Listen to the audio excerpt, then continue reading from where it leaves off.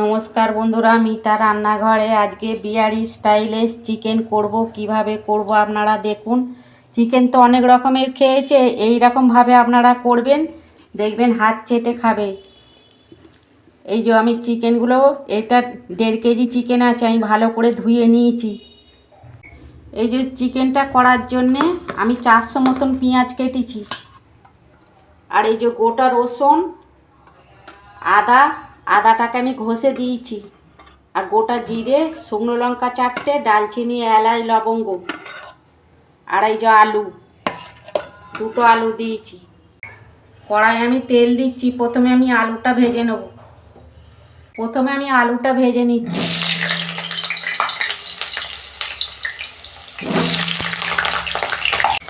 বন্ধুরা, আলুটা আমি ভেজে নিয়েছি, খুব বেশি লাল করছি না, এটা চন্দ্রমুখী আলু তো গলে যাবে।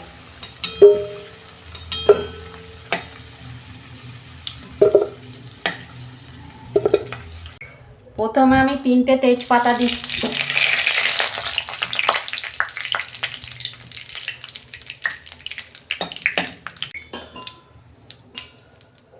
এই যে তেজপাতা দিয়েছি, 4টে শুকনো লঙ্কা দিচ্ছি।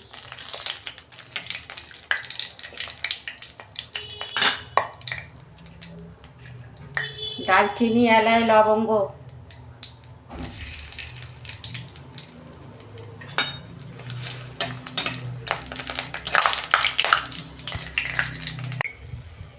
এই যে গোটা জিরে দিচ্ছি।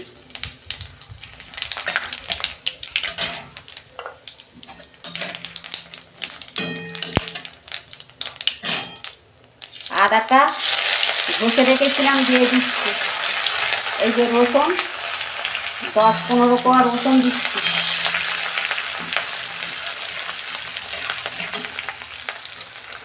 এই যে ফোড়নটা ভাজা হয়ে গেছে, আমি পেঁয়াজটা দিয়ে দিচ্ছি।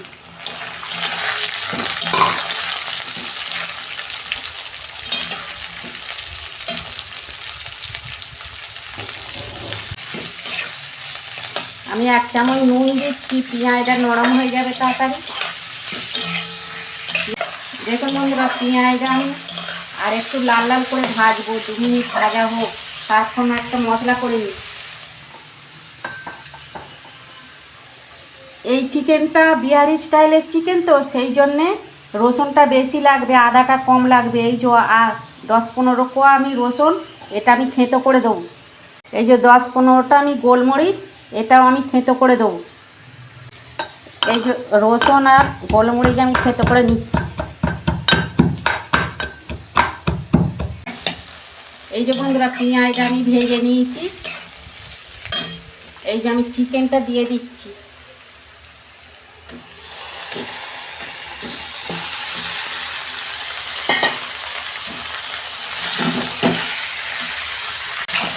বন্ধুরা, চিকেনটা দিয়ে আমি 5 মিনিট কষতে নেব, গ্যাসের ফ্লেমটা আস্তে করে। চিকেন এরকম অনেক রকমভাবে তো খেয়েছেন, এরকমভাবে একবার করবেন, খেতে তো খুবই ভালো লাগে। একঘেয়ে চিকেন খেয়ে আর ভালো লাগবে না। চিকেন কষা, চিকেনের ঝোল,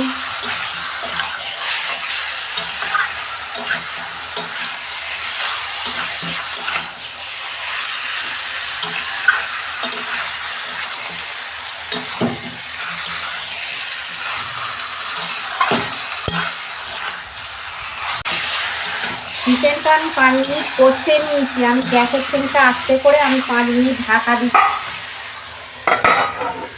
ততক্ষণ আমি একটা মশলা রেডি করে নিই। এই যে গোলমরিচ আর রসুন আমি থেঁতো করে নিয়েছি। এই যে একটা বাটিতে আমি নিয়ে নিচ্ছি। এই যে হামাল দিস্তাটা ধুয়ে আমি একটু জল দিচ্ছি, কেন এতে মশলা আমি গুলবো তো। এই যে এতে আমি জল দিয়েছি। এই যে চিকেন মশলা আমি এইটা পুরোটাই দেবো।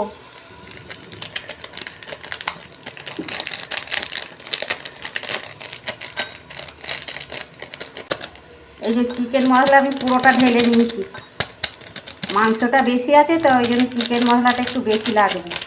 এই যে কাশ্মীরি লঙ্কা গুঁড়ো আমি 1 চামচ দিচ্ছি। এই যে কাশ্মীরি লঙ্কা গুঁড়ো 1 চামচ। কাঁচা লঙ্কা আমার কাছে নেই তো সেই জন্য আমি গুঁড়ো লঙ্কা দিচ্ছি, কাঁচা লঙ্কা দিলে থেঁতো করে দেবেন। এই যে জিরে গুঁড়ো আমি 1 চামচ দিচ্ছি, ধনে গুঁড়ো 1/2 চামচ দিচ্ছি, এই যে 1 চামচ আমি হলুদ দিচ্ছি।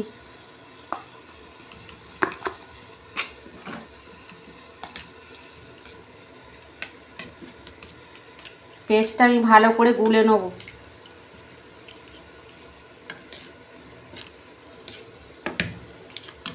এখন বন্ধুরা হলুদ আমি 1 চামচ দিয়েছি, তার 1 চামচ হলুদ দিচ্ছি।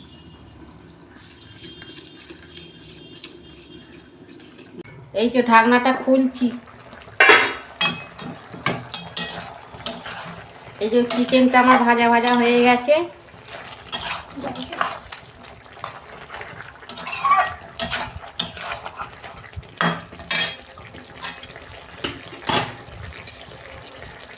এই যে মশলাটা করে রেখেছিলাম দিয়ে দিচ্ছি।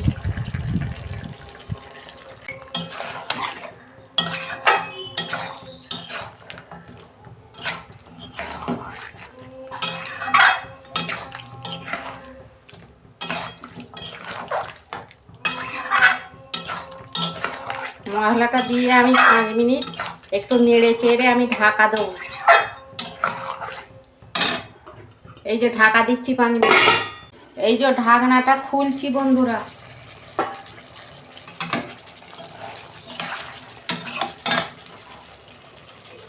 তখন আমি নুন দিয়েছিলাম তো আমি আর অল্প নুন দিচ্ছি, পেঁয়াজে নুন দিয়েছিলাম।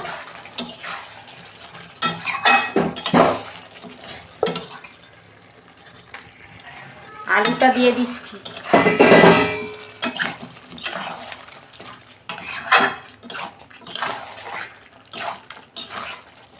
বন্ধুরা এই রকম চিকেন আপনারা একবার হলেও করবেন আর কমেন্টে লিখবেন, কমেন্টে লিখতে কিন্তু ভুলবেন না।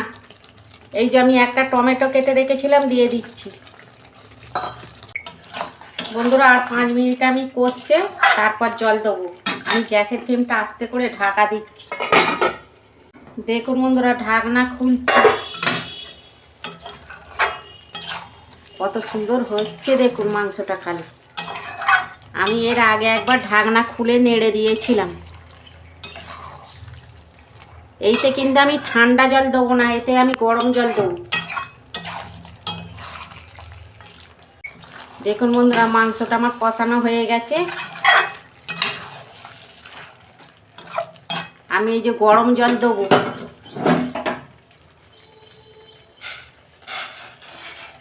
গরম জল দিচ্ছি আমি।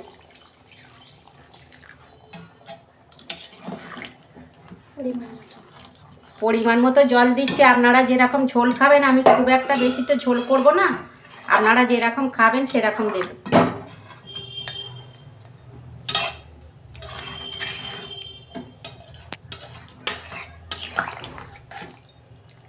আমি আর বন্ধুরা জল দেবো না।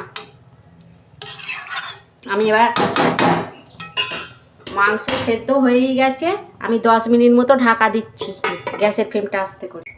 দেখুন বন্ধুরা আমি ঢাকনাটা খুলছি, দেখুন কত সুন্দর, দেখুন তেল ছেড়ে গেছে, দেখেছেন? এই রকম মাংস আপনারা একবার হলেও করবেন। ভাত, রুটি, পরোটা, লুচি সবের সঙ্গেই খাওয়া যাবে এই রকম মাংস।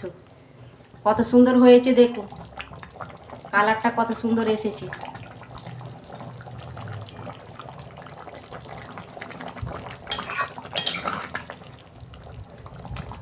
আমি এবার ঢেলে ফেলছি। এই যে আমি ওপর দিয়ে ধনে পাতা দিয়ে দিচ্ছি।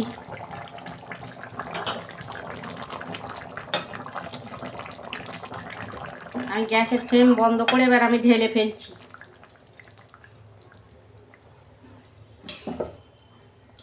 বন্ধুরা আমি ধনে পাতা দিয়েছি তো সেই জন্য গরম মশলা দিইনি।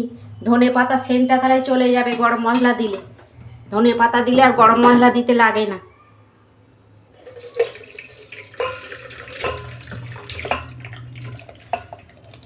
দেখুন বন্ধুরা কত সুন্দর হয়েছে, কালারটাও কত সুন্দর হয়েছে। দেখুন আপনারা এরকম মশলা বেটে দেবেন না, এরকম থেতো করে দেবেন, দেখবেন মাংস খেতে খুব টেস্ট হয় এরকম করে করলে। আর বেটে তো খাওয়া অনেক রকমের হয়েছে, এইরকম করে একবার হলেও আপনারা করবেন আর কমেন্টে লিখবেন কেমন হয়েছে। আমার রান্নাটা যদি ভালো লাগে আমার পাশে থাকবেন, লাইক কমেন্ট আর সাবস্ক্রাইব করবেন, আর প্রচুর প্রচুর শেয়ার করে দেবেন। এর আমি নিত্য নতুন রান্না আপনাদের পাশে তুলে ধরবো। সবাই ভালো থাকবেন, সুস্থ থাকবেন। দেখা হচ্ছে পরের ভিডিওয়ে। ধন্যবাদ।